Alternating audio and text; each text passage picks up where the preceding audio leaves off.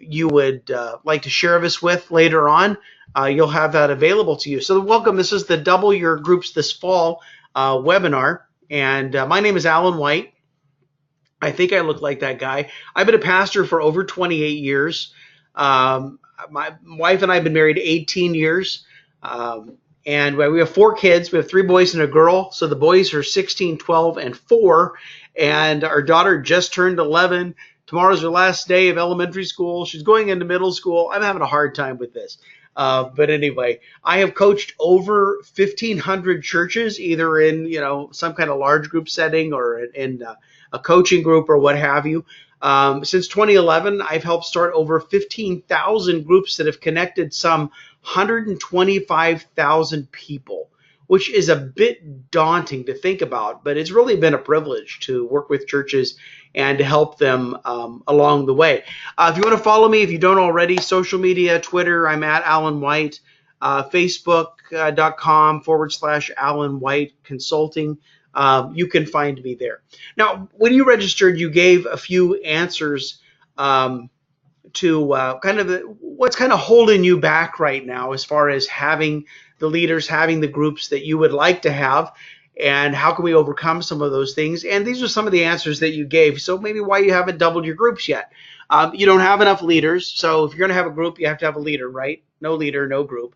Your groups won't multiply. You have an apprentice and you want them to birth a group or multiply. Yeah, that's a tough one. Some cultures that works really, really well. American culture, not so well.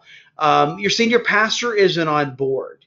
And so this senior pastor is huge in getting small groups motivated. And we're going to talk about that a little bit, but getting people motivated toward groups, at least to consider them. Maybe you've used the same strategy for 3 or more years. And so if you have, you need a new strategy. You need to come up with something a little bit different. I'm going to give you some ideas today that you can take with you. You don't need to axe your old strategy. You don't need to destroy that because it got you this far, right? But you can add strategies. Here's the secret. You can add strategies to what you're currently using. There's no rule. There's no law that says you can only use one strategy to form small groups. In fact, when we got to the place, we're talking about the church in a minute, when we get to the place where we had 125% of our average adult attendance in groups, we actually used 5 different strategies at the same time. And that's what got us over the top. We started groups in 5 different ways, and it worked. And so we'll take that. All right. So let me tell you about how I doubled my group. Some of you may have been on a webinar before. I'm not doing as many these days, but you may have been on a webinar before. You may have heard my story before. So I just want you to rest assured in the fact that my story hasn't changed. I haven't added to it. I haven't elaborated on it. It's the same story. So when I was fresh out of seminary in 1990, I landed at a church called New Life Christian Center in lovely, scenic, beautiful Turlock, California, which I know there's somebody actually from that church in Turlock on the webinar. So, hey, Jim. But anyway, and I'm sure it's like 110 degrees there already. But, it's a dry heat. But, so is a blowtorch. All right, I'm doing the jokes now. I know I got hot and humid in South Carolina. So came to New Life. Our church started to grow. There's kind of an ugly part of the story I won't share with our founding pastor, but a new pastor came in. We started to grow. We didn't grow dramatically. We grew by about 100 a year. And when our new pastor came, it was me and like 85 people. We were the remnant, the faithful remnant that remained. And we grew by about 100 a year. When I left, about 1,500. Now they're like over 3,000 and built a new auditorium and all kinds of stuff. But one of the things we began to experience in this is that when we got to about 250 people, the comments came back. They said, I don't know everybody anymore. And so some of you are getting that, all these new people, I don't know everybody anymore. Then we got to about 400. We had to go to 2 services. And then the comments were more along the lines of, I can't find the people that I know. And because, you go to 2 services, you switch services and, it's like you change churches almost, right? And so we knew that it wasn't possible for everybody to know everybody. But what we needed to make sure would happen would be that everybody would know somebody. So we began to plan out our small group strategy, and the idea was the first year we started, I don't know, 10 or 12 groups. And then the hope was that each of these group leaders would develop an apprentice, and that in about a year that apprentice would step out of the group and start a new group, or the apprentice would stay with the group and the leader would step out, or you would just split the group down the middle. I know we're not supposed to say split, but here was the problem. Nobody wanted to leave their group. In fact, my leaders couldn't even identify an apprentice. And I put so much pressure on this because I thought this is the future of our small group ministry. They've got to find an apprentice. They've got to birth a group, or else this is not going to work. Because what I thought was, we started out with 10, the next year we'd have 20, the next year we'd have 40, the next year we'd have 80, you know what I'm saying? And we'd eventually, catch up to the current growth of our church, and maybe, plan ahead to the growth that was coming. And what I discovered was that we kind of began the year with 10 or 12. We ended the year with 10 or 12. We started the new year with 10 or 12. And my leaders couldn't find an apprentice. And I knew that, according to the model that we were following, the only way that our ministry was going to grow was if they identified an apprentice. So I put a lot of pressure on these leaders to identify and train this apprentice. It got to the point that when my leaders saw me on Sunday morning, they would walk by, they would look me in the eye, and they would say, "I'm working on my apprentice." I thought, whatever happened to hello?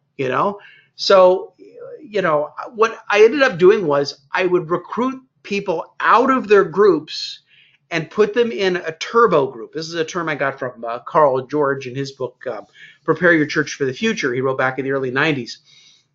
So I put them in this turbo group, and the idea was that we would model and train them to lead a group in this turbo group, and then we would launch groups off of that.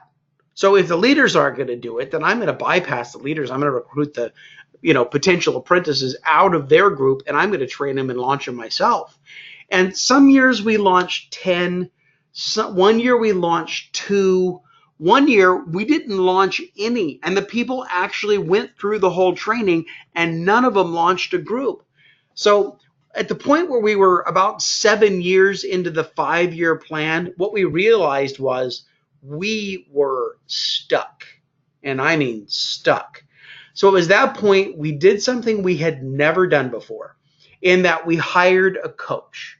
It was somebody with a lot of experience that had been in some prominent churches, that was multiplying groups without having to divide them, and was doing a lot of things to rapidly connect congregations. And I became a little fascinated by this.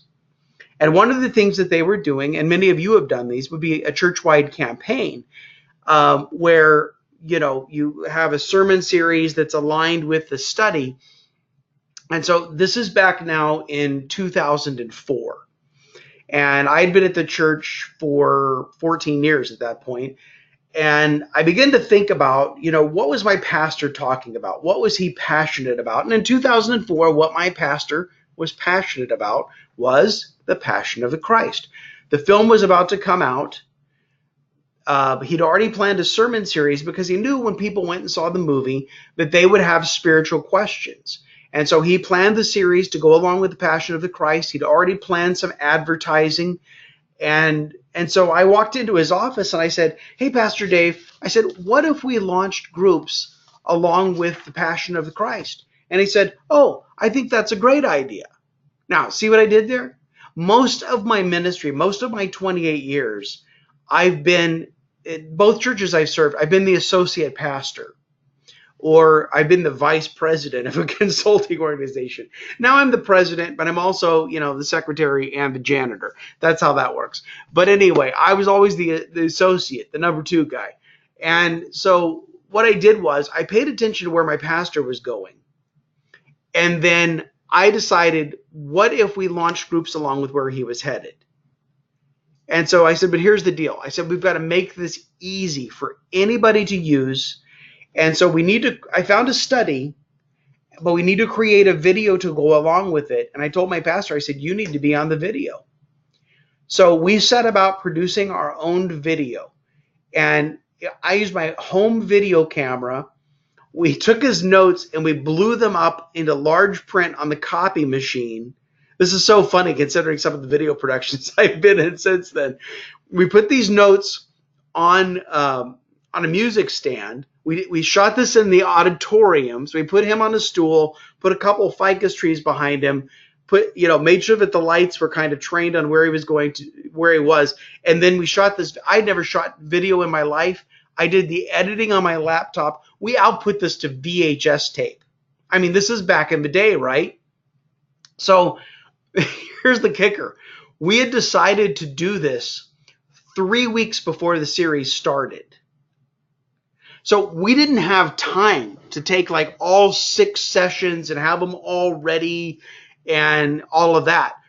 We shot these 1 week ahead of when the groups needed them. So every week we had this tape exchange that went on in my office. So my leaders would come in, they would give me last week's tape, I would give them this week's tape. Last week's tape would go to the duplicator and it would become next week's tape. And we did this for 6 weeks in a row. And I mean, thank goodness nobody got sick, because I don't know how we would have done this otherwise. But here was the key. Once my pastor had made this investment in agreeing to create the curriculum, it was a topic that was aligned with where he was headed anyway. He stood up on a Sunday morning. And I think the first time we did this, he did kind of a Rick Warren where he said, if you could push play and pour a cup of coffee, you're qualified. I think that was kind of the pitch. But the idea was, if you would be willing to open up your home, he said, we've prepared these materials based on my teaching. If you'd be willing to open up your home, we'll help you get your group started. And something amazing happened. We doubled our groups in 1 day. Now, bear in mind, it had taken 7 years to get 30% of our adults connected into groups, and we doubled our groups in 1 day.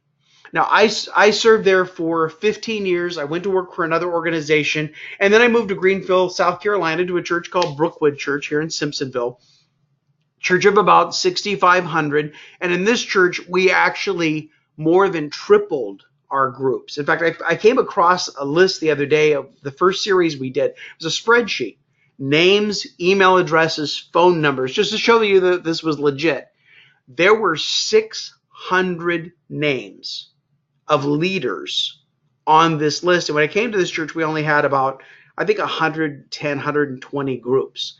And so, again, using the same sort of thing. Bottom line is, I have not personally recruited a leader since 2004. And I served Brookwood Church for 4 years. The rest of the time that I was in New Life, I didn't do that. But this, not just in the churches that I've worked with, but also churches that I've coached. So this is Van Dyke Church. They actually changed their name. They're Bay Hope Church now down in the Tampa area. And when I first met them in 2011, they were a church of 1,800 adults. They had 400 adults in groups. We produced curriculum. And then their pastor stood up and said, hey, if you'd like to do one of these groups, similar to what my pastors did. The first time we did this in the fall of 2011, they went from 400 adults in groups to 1,000 adults in groups. We turned around and did this again. They created, these guys were animals. They created another curriculum series they launched in January. They went from 1,000 in groups to 1,600 in groups. Now, I knew these numbers because they were using church teams, and I had access to their church teams. So I saw how many groups they had. I saw the rosters of people in the groups. So this was legit. So second time around, New Year's of 2012, 1,600 in groups. And then we did another one after Easter. I'm not saying you have to do 3 of these in a year, but that's what they did. And after Easter, we got to the point where we had over 2,000 adults in groups in a church with a weekend attendance of 1,800 people. That's kind of how this works. So how do you do this? I'm going to give you 4 or 5 principles here, and I have a set number, but I just don't remember if it's 4 or 5. It might be 5. The first thing that you want to do is you want to choose the right topic, because some topics are more mature, or they're more kind of for your church family as it is. There are other topics that are going to be better to reach out into the community. So I was working with a church in New York City, and they said, well, every year we start with a 21-day fast, and so we want to form groups around fasting. So you can guess, felt need topic or mature topic. We'll go mature. And I thought, well, the only good thing about this, well, there's a lot of good things about fasting, but is for a small group curriculum, I thought, well, the snacks are going to be really easy. And so, again, a difficult, mature topic, anything to do with money money is such a sensitive issue. I mean, it's a spiritual issue. On anything to do with money, even if you're going to help people balance, budget or whatever. Televangelists have ruined this for us. And you got the guy out there now that's wanting all the money, for his private jet and stuff. It's like, come on, dude. Again, a very difficult topic. I had one church that wanted to do a series to teach their people how to do evangelism. Again, not a bad topic, but it's a sensitive topic. It's something people are reluctant toward. A lot of people think, well, that's why we hired you pastor people. We'll bring our friends to church and you get them saved. And their motives were good.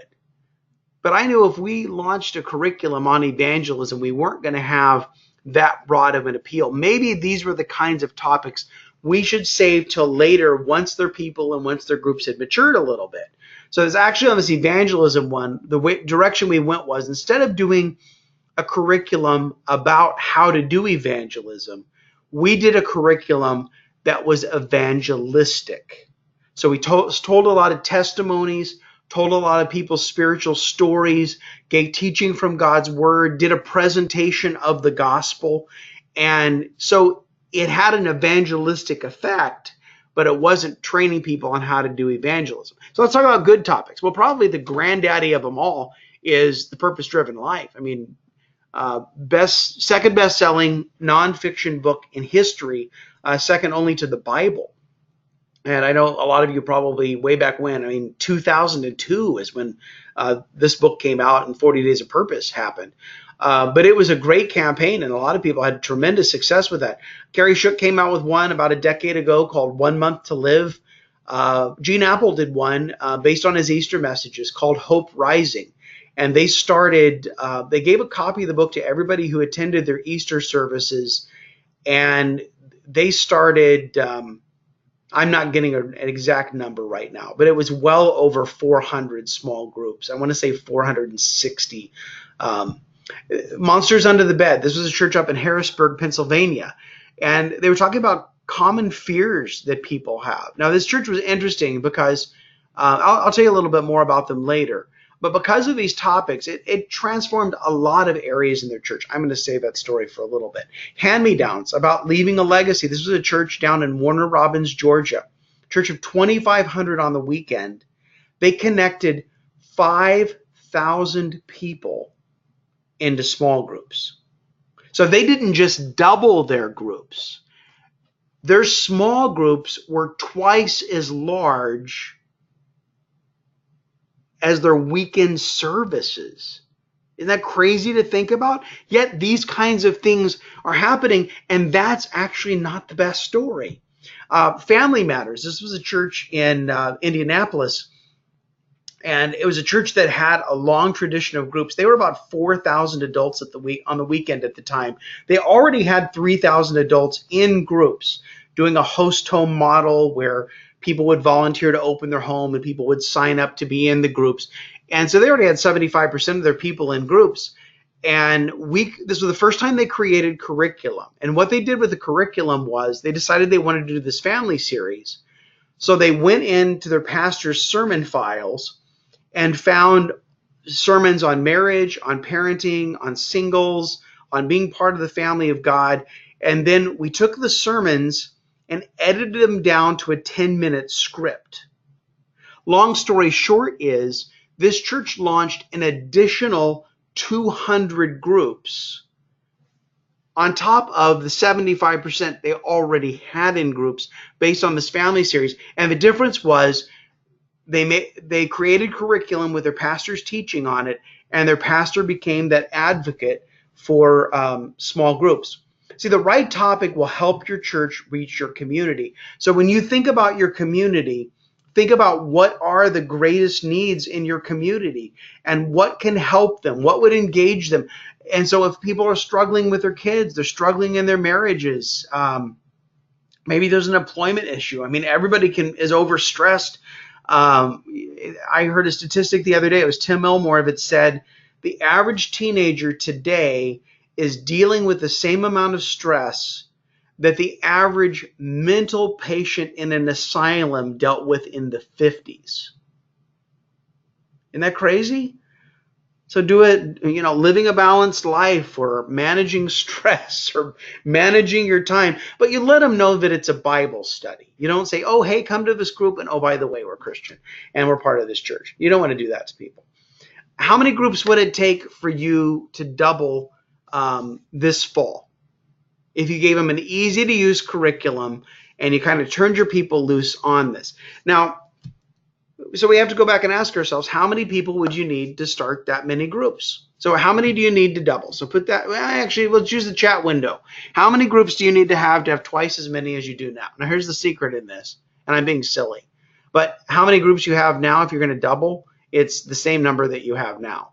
So go ahead in the chat window, put in there, how many groups, if you doubled, what would that look like in the fall? How many more groups do you need? All right, Amy says 55. Who else? How many groups do you need?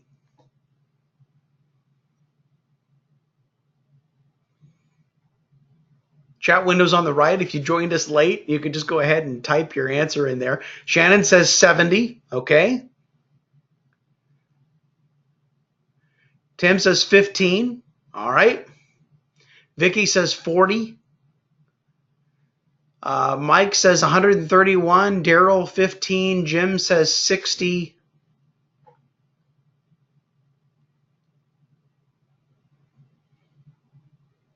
Okay.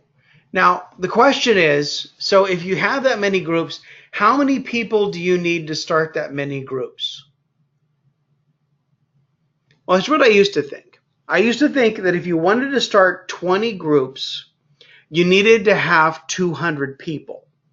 Because if a group is about 10 and 20 times 10 is 200, right? But that's not how it is. The truth is, if you want to start 20 groups, you only need to have 20 leaders. 20 people that are willing to open up their home and host a group. 20 people that are willing to get together with their friends and do a Bible study. And I know there's a lot to unpack there. I'll be honest with you, none of you have given numbers that scare me. Because I have helped churches start hundreds of groups at a time. I was working with a pastor in Tacoma, Washington, and he recruited 1,200 leaders on one day in a church of 4,000 people. It was about 20% of their adult attendance. Could you imagine if you recruited 20% of your adult attendance to lead a group? Not join a group, but lead a group. It's entirely possible. All right, let's go to principle. So principle number 1 is you got to have the right topic. Principle number 2, you want to delay the requirements on what is a leader in your church. Now, my original requirements, and I'm going to preface it with this. Hi, my name is Alan, and I'm a recovering control freak. Okay? If you were going to lead a small group in my church, I had to know you. You had to be a member. Not only did I have to know you, I had to like you and think that you were going to have potential to do this and you weren't going to cause me any problems. So I had to know you. You had to be a member of the church. You had to go through training. Had to fill out an application. And then if you passed all of that, then you could become a leader. And that worked until we got 30% of our adults connected in groups, and it got stuck because our church grew beyond my ability to know people that could lead or wanted to lead or even all the members or anything else. And so that created a problem. The bigger problem that we faced was this, that a lot of people have the ability to lead a group, but they don't consider themselves to be any kind of a leader. So if I would invite them, well, how would you like to lead a group? Well, I'm not a leader. I wouldn't be interested in that. But if I invited them to get together with their friends and do a study, well, guess what? They had friends. And so if they could gather those friends, then they had what it takes, do a study, they had what it takes to lead a group. They just didn't know it yet. So what are your leadership requirements, and what could we possibly put off for a while? So maybe they need a seminary degree. Maybe they need to be the next Billy Graham or the next Mother Teresa. Maybe you're looking for Jesus Jr., right? It's going to be very limiting in who we invite to lead groups in our church. I like this quote from Neil Cole. He said, "We need to lower the bar on what it means to be a leader and raise the bar on what it means to be a disciple, because we are all called to go and make disciples." And whether that's a group of 3 or a group of 30, guess what? It's a group, right? So this idea of, oh, we have to have all of these requirements to call them a leader, here's the secret. Don't call them a leader. Paul said to Timothy to not quickly lay hands on people. Don't quickly commission people. Don't quickly give them a leader title. Give them a trial run. So think about this. If you were to go and test drive, or you wanted to buy a car, if you wanted to buy the car, there's a lot of paperwork to fill out. You got to fill out for the dealership and for the county and for the state. And if you're taking out a loan or you're leasing the thing, there's paperwork when you buy a car. But if you want to test drive the car, what's required? Well, in most places, what's required to test drive the car is that you have to have a driver's license, and you have to have the salesman riding along in the car with you. So what you have to ask for your church is, what is the driver's license? What is the driver's license? So a few years ago, I was working with Oak Cliff Bible Fellowship in Dallas, pastored by Dr. Tony Evans, and their driver's license was everybody that was going to lead a group or host a group was what they were using. Everybody who was going to host a group had to be a member of their church.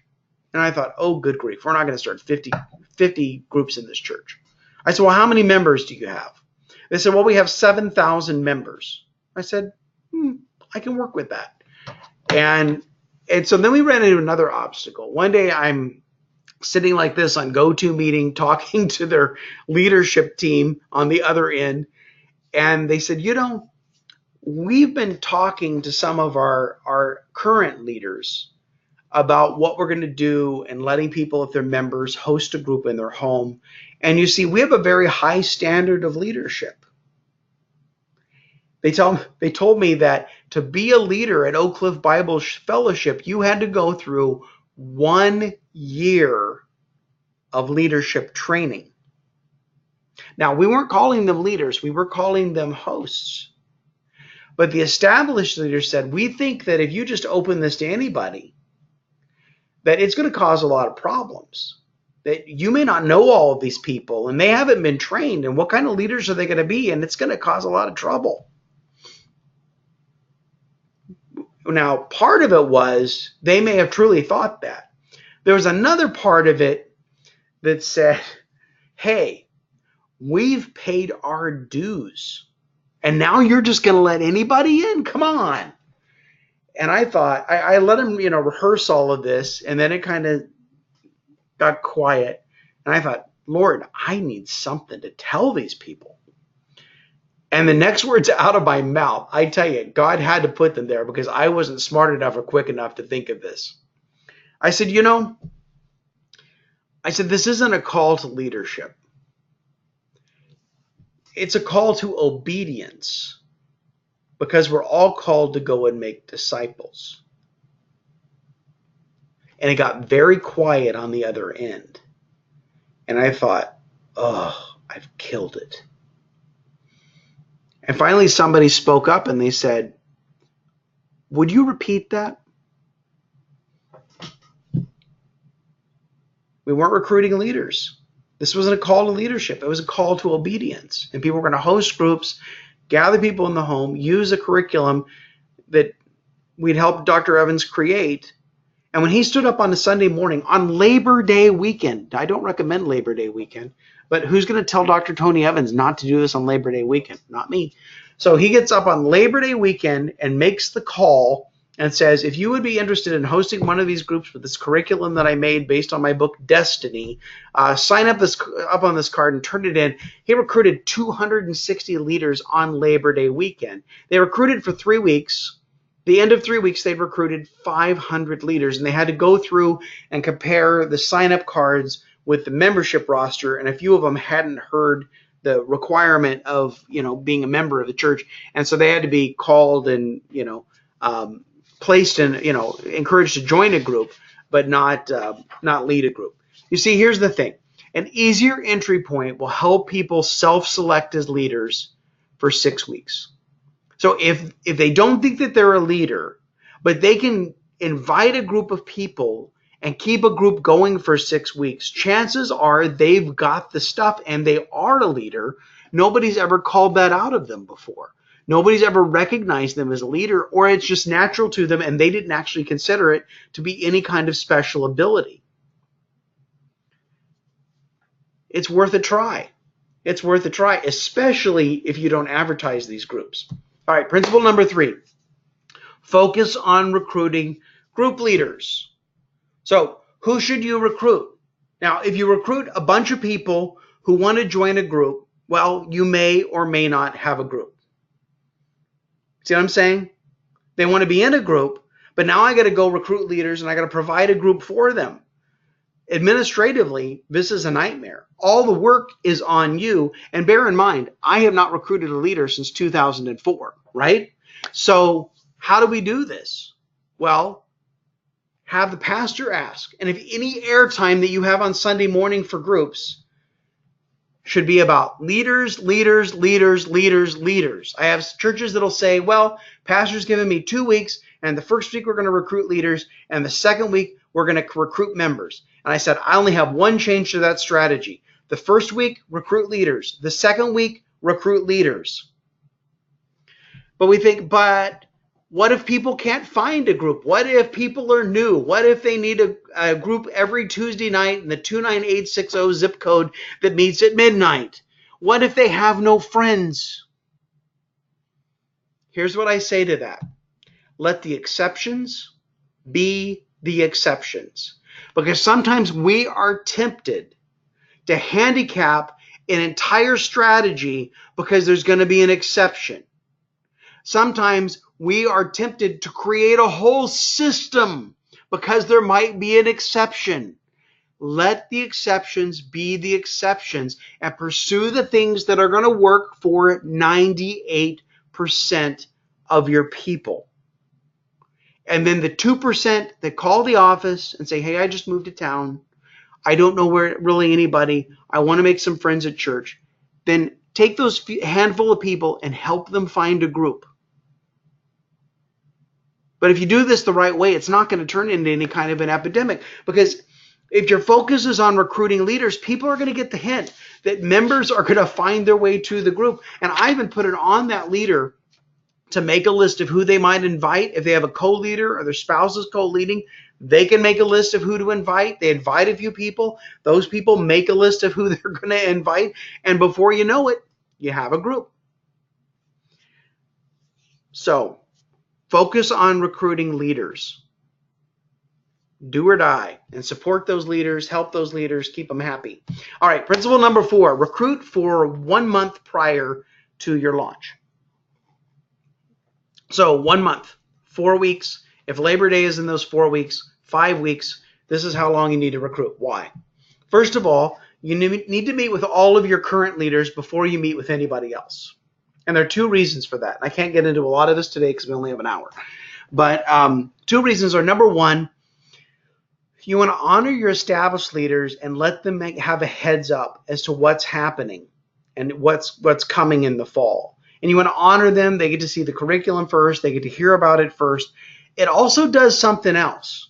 If you give them their own special briefing, Then when you're recruiting new leaders, your established leaders aren't going to be crowding into those briefings that are intended for new leaders because you already gave them a special briefing ahead of time. The second thing is that at that briefing for your established leaders, you invite them to walk alongside some of these new leaders and help them get their group started. Not everyone attends every Sunday. The average person in America attends church 1.6 times a month. So if you only recruit for 1 or 2 weeks, then you may have missed them because their 1.6 may be the third and fourth weeks and you recruited the first and second weeks. So you've got to establish that. The other thing is some people need more than 1 week to make a decision. The gal that cuts my hair, she's 70 years old. Her name is Lorraine. And she probably doesn't like the fact that I just said that she was 70 years old. And so we're talking about this one day because, I'm getting my hair cut. You talk about everything, right? And she spins me around in the chair. She's cutting my hair. She has her comb in one hand. She has a scissors somewhere. And she waves her hands. She's Italian. And she waves her hands around. And she says, I'll tell you. She's wagging the comb in my face. I'll tell you why you need to recruit for 3 weeks. I said, okay. She says, because the first week, pastor stood up and said, open up your home and do one of these groups. I said, no way, not going to do it. And the second week, he comes around and he asks again. And she crosses her arms. She says, maybe. And the third week, the pastor stands up and says, I really want you to consider hosting one of these groups in your home. And she turns to her husband and she says, that's it, Rich, we're doing it. And Rich doesn't have any idea what they're doing. But, they led a group. But she needed 3 weeks to make her decision. Because 1 week, you kind of catch them flat-footed. Maybe they can't make a decision. The quickest decision they can make is no. So they need a little bit of time to decide. So a couple years ago, I was working with 2 churches. One was in New York, and they recruited for 1 week. And they started 20 new groups, and they were very disappointed. Then I was working at the same time, same launch, same time period. I was working with a church in Florida. They recruited for 3 weeks. They ended up with 60 new groups, and they were overjoyed. Now, here's the kicker. The Florida church also had 20 new groups after recruiting for 1 week. So you need to recruit multiple weeks over the course of a month in order to catch everybody, in order to allow people to think about it and come to a decision. So you're going to catch more people. You're going to give them time to make a decision. All right, insight number 5. I knew there were 5 of these. So here we go. And I'm going to take a drink of this tea before I do number 5. Your senior pastor must be your church's small group champion. Hands down. So how do you cause that to happen? How do you have your senior pastor as the spokesperson for groups in your church? Well, I would say this. Put your pastor on the curriculum. Put your pastor on the curriculum. If your pastor is on the curriculum, your pastor will be more interested in groups. So the church I was talking about in Florida earlier, we spent a whole day shooting video. And this guy was amazing. He was like a one-take wonder. And shot this video. And I was on a Monday. Tuesday morning, he pulls us into his office. He says, we've shot this video. We're creating curriculum. Now, how are we going to recruit leaders? And how are we going to connect people into groups? His discipleship pastor came to me later in the day and said, I've been trying to get my pastor interested in small groups for 2 years. He said, you just did it, almost like it was an accusation. I just smiled at him and said, I'm Alan White. No, that's not what I said. But here was the thing. The pastor had made an investment in the series, in the small group curriculum. And because of that, the pastor wanted to make sure that there was a return on that investment. They didn't want it to go to waste. So your pastor would be more interested if he's on the curriculum. Your people will be more interested if your pastor's on the curriculum. So let's think about it. If your pastor has been leading your church for any length of time, people that are not connected to each other in groups are there because of your senior pastor. They like his personality.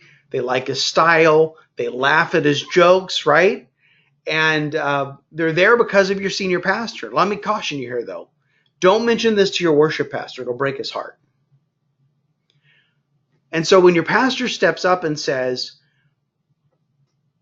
we prepare these materials based on your teaching, well, you're giving your people more of what they already want. And so if you engage the pastor in that way and say, hey, rather than preaching a sermon that's going to be done after Sunday and forgotten in 48 hours, don't say it that way. But you know what I'm saying?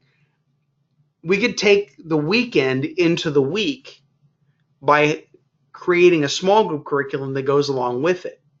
And we need to make it easy for people, so put the pastor's teaching on the video.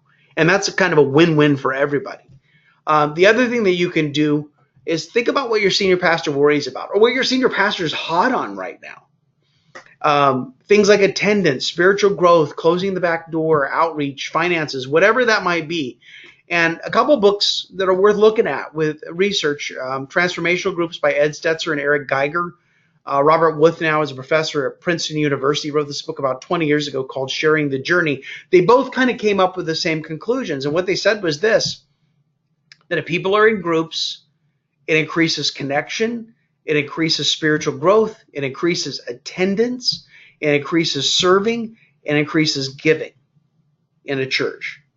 So the things that your pastor is concerned about, the things that might keep your pastor up late at night, groups can provide a solution for that. So whatever direction your pastor is going, kind of have small groups on the brain and see if there's some way to start groups based on where the pastor's headed. And that will serve you well. A couple other examples of church. New Life Church in Renton. This is Pastor Troy Jones.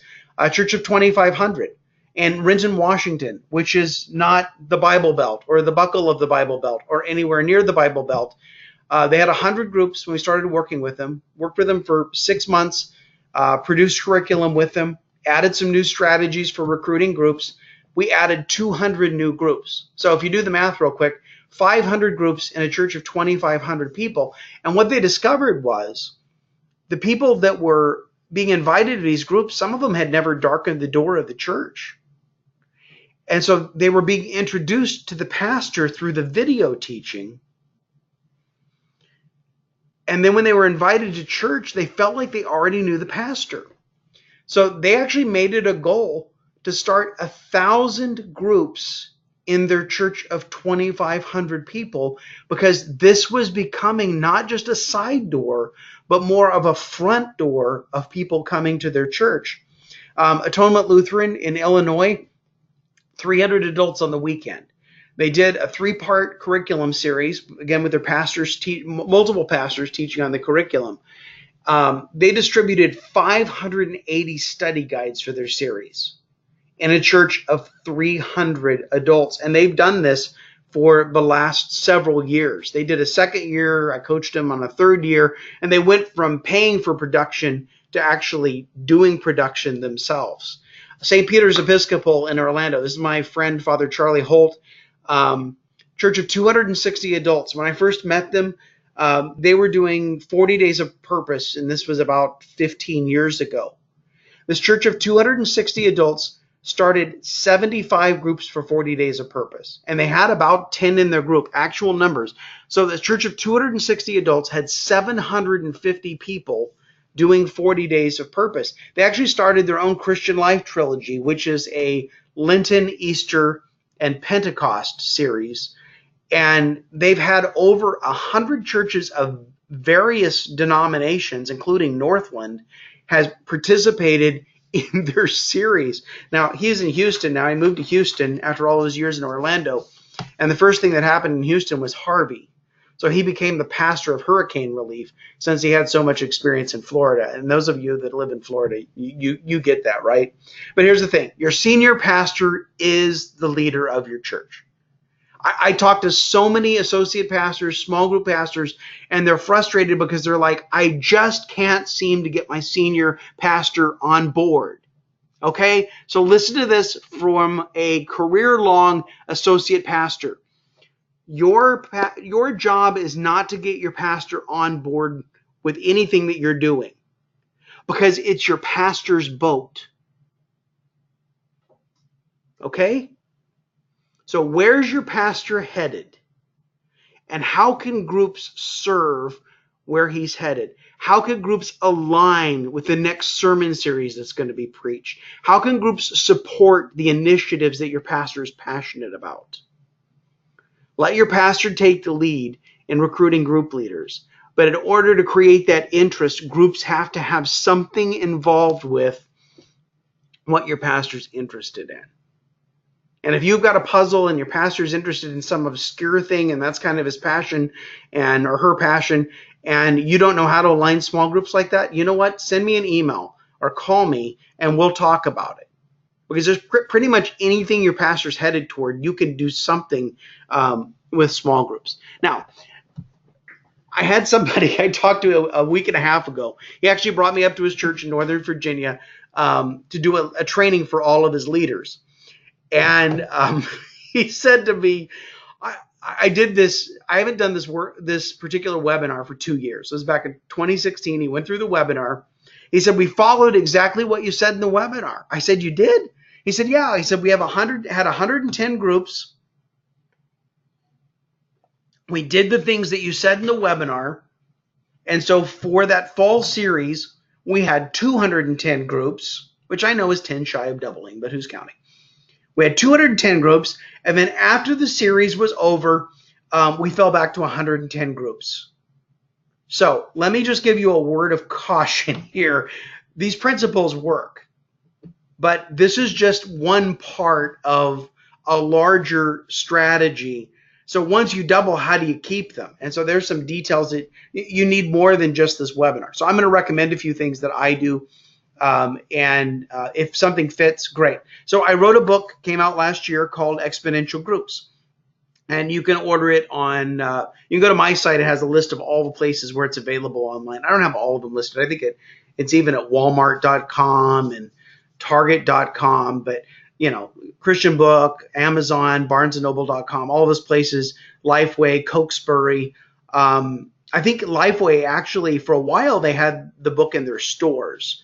Everything's online now, though. But anyway, go to exponentialgroups.com and you can get a copy of the book. And the book will walk you through from start to finish what I talked about today, as well as the coaching piece, as well as the sustaining piece. It retails $16.95. Different websites have different prices. I think CBD is the lowest. They have it for $7.99, but then you have to pay shipping. Amazon's got a little higher, but if you have Prime, you don't pay shipping. You get that. So that's one way to do it. Another way to do it is I do offer a 12-month online coaching group, and there I am, and I look just like me, don't I? But anyway, I'm a little thinner now. I've lost some weight. But I have a 12-month online coaching group. It's a group of, I work with 5 churches at a time, and some of it we do group meetings. We do monthly one-on-one meetings. This group is going to start in January, so it's not going to help you for this fall. It'll start in January 1st, it'll go all the way to December 31st. It's $2,500 a church. It's not cheap, but you do get a lot of my time, both in general principles, you know, best practices, as well as individual things in your church. So that's something you might think about. I mean, it's ridiculous to talk about something in January and this is the end of May, right? But I already have 2 churches that are in this group and I'm only taking 5. So something to think about. Here's kind of the middle of the way here. I'm doing a short course, a 6-week live course called Launching Exponential Groups. And they're going to be 6 one-hour sessions. They'll all be recorded. It'll come with a workbook for each of the weeks, and then there'll be live Q&A at the end. And what we're going to cover is this. We're going to cover how to set God-sized goals, which was, if we're going to double, that is a God-sized goal. But it's not just about goal setting. It's about believing toward that goal. It's about praying about that goal. It's about, seeing if God gives you the faith to accomplish that goal, right? And then we'll talk about recruiting a launch team, recruiting group leaders, and there are a lot of different ways. I hit on a few today. Connecting people into groups, and there are some ways that work very, very well. There are some ways that people think are very efficient ways to connect people into groups, but they do not connect people into groups that are going to last for any length of time. Building a coaching structure, and I know everybody thinks, oh, coaching is this big puzzle. It's not, but it's necessary, and it may feel like it's hard work, But here's the thing: if your pastor is recruiting the leaders, if the leaders are recruiting the group members, then your job is establishing the coaching structure and training the leaders. So you just put your focus on a different thing, and you can get a far better result than handpicking leaders and placing people into groups. And it's the same amount of work. It's just coming at it from a little different way. The last session is give your new leaders a head start. We'd actually talk about what the initial training would look like. And then I'm going to add a bonus session. And there are a couple people on here that already have signed up for this course, and you didn't know there was a bonus. Guess what? There's a bonus. And the bonus is I'm going to do a session called 3 Keys to Lasting Groups, kind of tie a bow around all of this thing. So a couple more details on the course. 2 convenient times. We're going to meet Tuesdays at 3 Eastern, starting June 5th, which is next week, and Wednesdays at 11. So you can choose one or the other, and then they're also going to be recorded. And so a lot of people are kind of mix and match. I'm doing a discipleship course now, and so sometimes they're in the Tuesday group, sometimes they're in the Wednesday group, sometimes they have to listen to the recording because they can't make either group. We're trying to make this convenient. This is for your whole church, and so you could invite anybody from your team to join you to listen to the recordings. It's $97. Now, I have an online course that occasionally I open up and sell that covers a lot of the same stuff. I sell that for between $249 and $1,149, depending on what options you add to it. But I'm going to do this month of June, getting into July, then you can go on vacation, then you can come back and start executing the strategy and launch your groups in the fall. See how that works? $97. So here's the other thing that we'll do. If you're ready to do this, and this is if you're interested in it, just go to alanwhite.org. You can go there right now /launch, and you can pay with either your credit card or with PayPal. And if you sign up during the webinar, which I can see the exact time that you sign up, then I'll give you a one-on-one, an hour-long consultation with me to talk about your church and your groups that you can use at any time. And I normally charge $150 for a consultation like that. But if you sign up for the course before the webinar ends, I sound like an infomercial now, but hey, I'm trying to get you into something here, right? Then I'll go ahead and so you have a course that's normally $249. You have a consultation that's normally $150. So I'm giving you $400 worth of stuff for $97. So if you're interested, jump on it, because I got a call in a few minutes and I'm not going to be on this webinar very much longer. Okay, so I'm going to open this up. And if we go a little longer than after the top of the hour, then I'll text the person I got a call with and they'll have to understand. But anyway, questions, thoughts, comments, you can turn your mic on and you can speak up, or you can go to the chat window and write your comment in, and I'll read it and then respond to it. But question, are you intrigued by this? Did I scare you? Did I make you mad? Are you excited about this? What question marks have I left in your mind?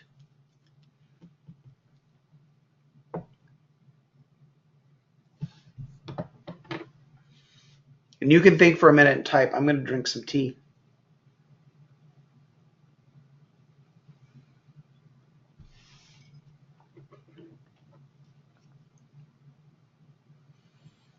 Everybody's quiet. Nobody has any questions?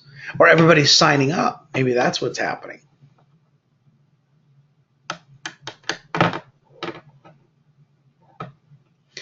I enjoy coaching and sharing these things with people. Amy says, we're signing up. Thank you, Amy.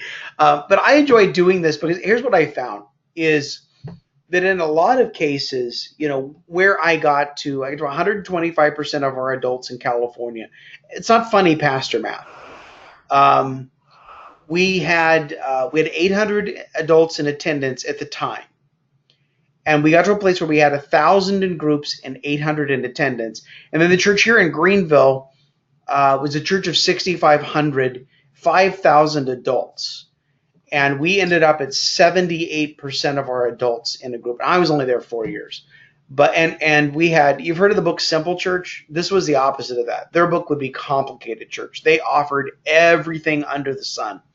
And so in that environment, we got 78%. So give or take almost nearly 4,000 people in groups. But here's what I found is that in coaching people, the churches that I've coached, my ceiling of what God did in the two churches I served in, my ceiling has become their floor as far as what churches. I was working with a church in Baltimore, in the hood. You know where the riots were? That's where the street this church is on. And the church of 600 adults on the weekend. And we launched a series last year. They launched 147 groups. They had 7 groups prior to this. They launched 147 groups in a church of 600. See, I used to be content if we could get the regular attendance, if we could get that number of people in groups. I'm not satisfied with that anymore. So now the goal is, what if you got everybody in your church to lead a group? I mean, it could be their family, it could be a group of friends, it could be neighbors, it could be coworkers. But what if instead of looking at your congregation and seeing an audience, what if you looked at them and saw an army and gave them permission and opportunity to take this out and go do a group? I mean, I've seen remarkable things. I was at Chip Ingram's church. They're 2,200 on the weekend. They had 120 groups, which is, it's not too shabby. But they wanted a big boost, so we did this Holy Ambition curriculum for Chip. And that fall, this is 2015, we launched 400 groups for Holy Ambition. So it's really been amazing to see how God's used some of this and what he's done. It's been very, very exciting. And it's not about numbers. I'm part of New Spring Church, good, bad, or otherwise. And we have a saying at New Spring that every number has a name and every name has a story. And every story matters to God. And so, many of us have churches of various sizes full of converts. And it really comes down to the question of how are we discipling them? And I think groups is a wonderful place to be. And it is work to get it started. It is work to get a coaching structure started. But the bottom line is, once you get it going, it's never going to truly run itself. But once you get it going, then the dividends are tremendous. And if you believe that you can double this fall, and you can take these things that I've given you, or you can pick up my book, or join the course or whatever, I know that you can get there, because I've gotten there. And I've gotten people far beyond that. So enough talking about me. It's just because you guys aren't filling in the chat thing. So anyway, if you have a question, you would come on. I'll unmute this so you guys can open your mics up if you choose. There we go. If you have any background noise, you might want to shut it off. But I've actually made it so you can unmute your mic if you want, or you can type something in the chat window. Okay, here we go. Alan, what was your general retention rate for groups? That's a very good question, Daryl. How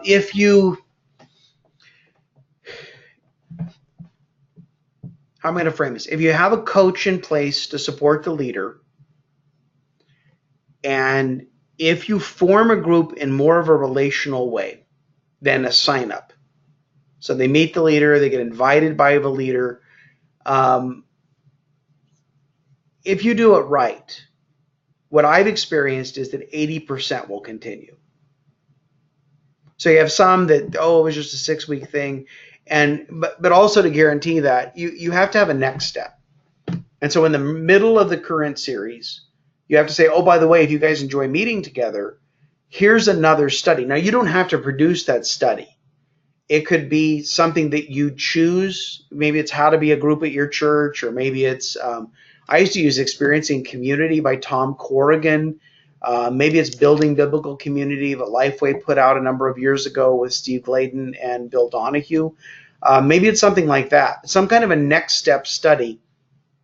And if you do that in the middle, you don't want to give them a choice. Your existing groups, they can go back to normal. But your new groups, you don't give them a choice. Don't send them to Right Now Media. Because if you send them to Right Now Media, they're going to choose something by Francis Chan. And then once they get done with that, they're going to wonder if they're even a Christian. I love Francis Chan, but that's kind of the effect he has on people sometimes.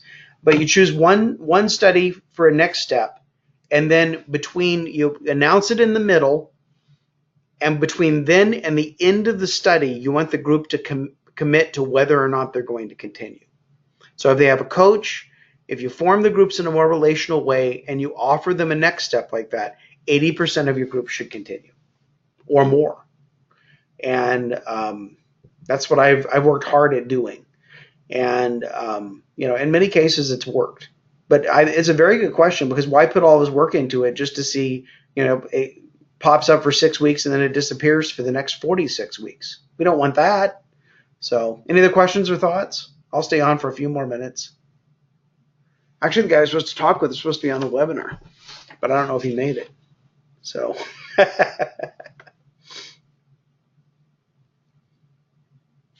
maybe he'll understand. All right, we'll give it a few more minutes here. Here we go. Amy says, my senior pastor is supportive of small groups, but we have numerous other ministries that need his support, aka his pitch from the pulpit. How does the church balance this? You don't. In fact, you can find on my blog, I wrote a post that's called The Unfairness of Being Fair. And so you can just alanwhite.org and then search The Unfairness of Being Fair, and I elaborate on this some more. But I've heard that, but there are some ministries in the church that don't merit airtime from the pulpit because they are very niche, or they only reach a handful of people. So that's the one thing. Your pastor may not believe that because he's got to deal with pillars of the church and people that give and influencers and all of that. But here's the other thing, is if you say, give me this window, give me these 3 weeks prior to the launch, where we try to put other things aside or put them in a bulletin, put them online, but the only thing we're going to talk about for 3 weeks is small groups and recruiting leaders. And if you get 3 weeks, that's a huge win. If he gives you 2 weeks, take what you can get. But and you could say, I listened to some guy on a webinar that seems to know what he does. Some guy, he says he's an expert. Actually, I don't. But anyway, that's the way to do it. The other way, and you could appear to be very courteous doing this. This is just among us, isn't it? Is that you push your launch later. And so when I was out in California, we would do the launch the second week in October. And so all of the other ministries that were coming online, everybody's starting up, in the fall or in the new year. In the new year, we would start off of Super Bowl Sunday. We'd have a party, and then they'd start the group study. So between the Christian holidays of Super Bowl Sunday and Easter, that's a pretty good window. So you would let the other ministries go first. Oh, we're going to delay our small group launch. We're not going to start till the first part of October. So you can finish up by Thanksgiving. Because Thanksgiving to New Year's, you can have parties and groups can serve together, but meetings, that's just hard. So you say, you guys go ahead first. Go ahead and promote your stuff end of August, beginning of September. And then once that's kind of passed, then to say, oh, by the way, Pastor, can I have the last 2 weeks of September, the first week of October to promote small groups, and then we're going to launch the second Sunday in October. That may not work when your timing, or you let everybody go first the beginning of January when everybody's back after New Year.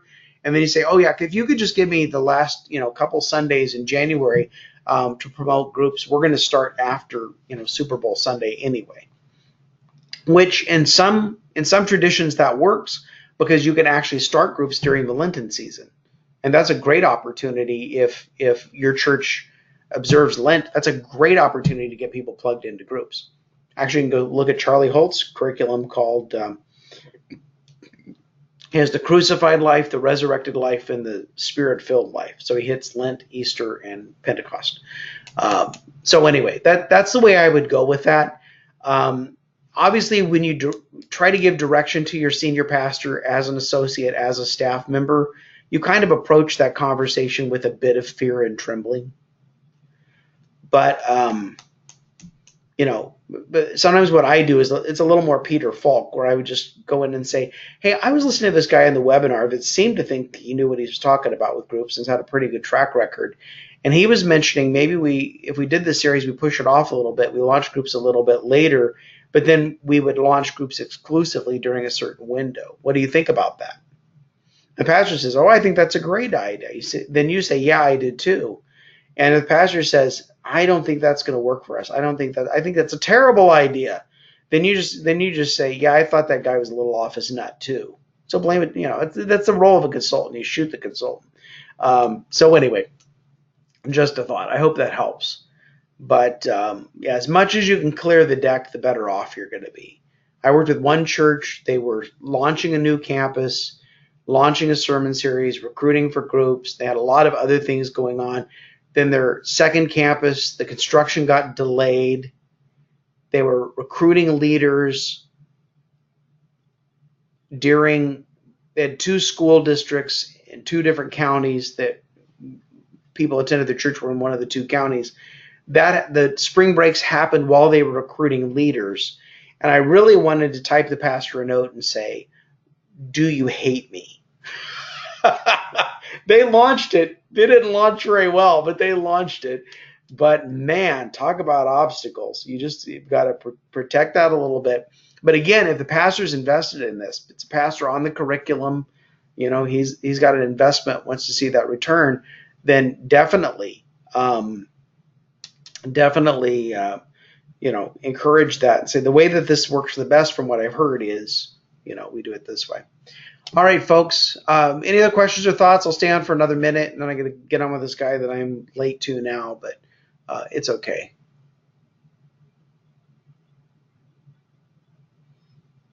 All right. Well, thank you very much. If you have any questions about anything, you can just email me, alan@alanwhite.com or .org. Not alanwhite.com. That's a graphic designer. His stuff's kind of weird. He lives down in Charleston. alanwhite.org. Alan is 2 L's and an E. Feel free to send me an email if you have any questions about anything. If you're interested in the coaching group in January, like I said, I've got out of the 5 spots, I've only got 3 left. Or if you're interested in the book, you can buy it online somewhere. If you're interested in the course, you know how to sign up. All right. Thank you guys for your time. I really appreciate it. I hope this has kind of informed you, inspired you. If I haven't done that, maybe I've irritated you a little bit and you're going to have to think about this a little more. If you want to have a conversation about that, let's set up a time to talk. All right. God bless. Have a great day.